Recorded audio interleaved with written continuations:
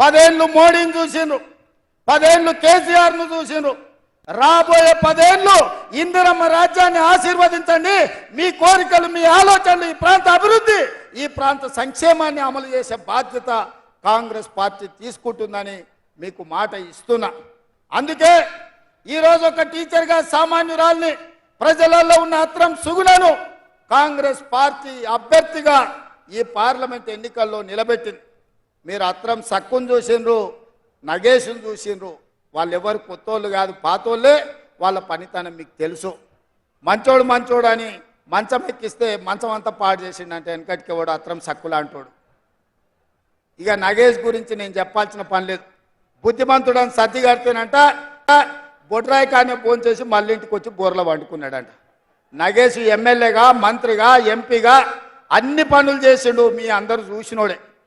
వాళ్ళెవరు తక్కువ కాదు. కేసీఆర్ దొరెంతనో మా గిరిజన దొరలు, ఆదివాసీ నీళ్ళు కూడా దొరలే. 11 వరకు కిందికి రాడంట నగేష్. మావాడు చెప్తుండే. చేయి కలిపితే ఎంబడే దస్తు పెట్టి తుడుస్తాడంట పేదోని చేయి కలిపితే. ఎందుక ఈ దొరలు మనకు అవసరమా? అక్కడ ఫామ్ హౌస్లు ఉండే దొరలైనా, ఇక్కడ ఆదిలాబాద్లో ఉండే దొరలైనా, ఈ దొరలతో మనకేం పని ఉంది? అందుకే మిత్రులారా, మా అక్కలకు ముఖ్యంగా మీలో ఉండే ఒక ఆడబిడ్డకు అవకాశం వచ్చింది. ఇంటి ఆయన ఏం చెప్పినా వినకండి. సాయంత్రం హాఫ్ ఫుల్లో ఆయన వేసి వచ్చి ఓటేయండి అంటే కూడా ఆయన చెప్పినప్పుడు సరే నుండి బూతులకు పోయినాక మీ ఆడబిడ్డ కోటేయండి. ఎందుకంటే ఆడబిడ్డలకు అవకాశాలు వచ్చేదే తక్కువ. సీతక్కనిస్తే గెలిపిస్తే ఎట్లయితే మంత్రిని చేసినామో ఇవాళ రాష్ట్రానికి సీతక్క నాయకత్వం వహిస్తుందో రేపు అత్రం సుగుణను కూడా గెలిపించండి. రాష్ట్ర స్థాయిలో, దేశ స్థాయిలో ఒక మంచి గుర్తింపు, గౌరవం మహిళలకు వస్తుంది.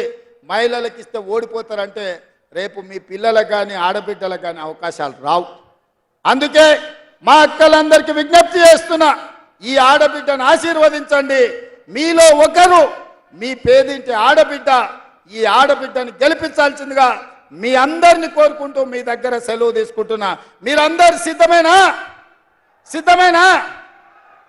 ఏమంటలేరు? అప్పటి నుంచి చాలా జోరు చూపిస్తారు కదా. సిద్ధమేనా? ఆదిలాబాద్ రెడీనా? రెడీనా? రెడీనా? అత్రం సుగుణను గెలిపించడానికి ఆదిలాబాద్ అంతా సిద్ధమేనా?